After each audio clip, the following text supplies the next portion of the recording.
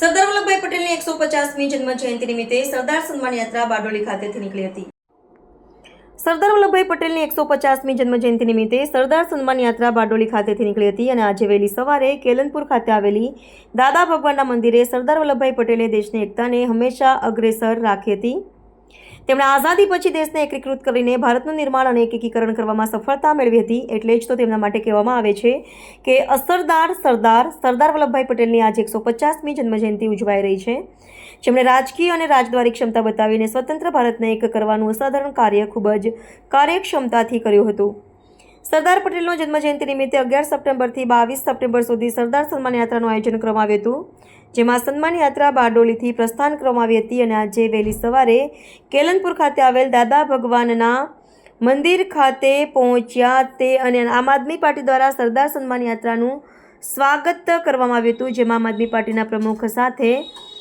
કાર્યકરો હાજર રહ્યા હતા અને સરદાર સન્માન યાત્રાને આગળ જવા પ્રસ્થાન કરવામાં આવ્યું હતું અને આ સંસ્થા સન્માન યાત્રા 22 સપ્ટેમ્બરના રોજ પવિત્ર સોમનાથ ધામ ખાતે પહોંચશે। વધુમાં આમ આદમી પાર્ટીના પ્રમુખ અશોક ઓઝાએ જણાવ્યું કે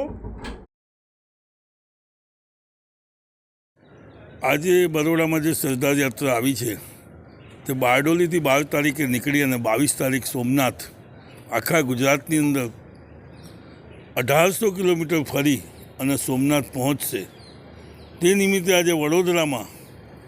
આવતા દાદા ભગવાનના આશ્રમ પર આમ આદમી પાર્ટીના કાર્યકરો અને પદાધિકારીઓ સાથે અમે એકત્રિત થઈ અને એમની પ્રતિમા પર ફૂલહાર ચડાવી અને રથ પર સ્વાગત કરી આમ આદમી પાર્ટી તેમને નમન કરી અને જેમ દેશને એમણે જોડ્યું છે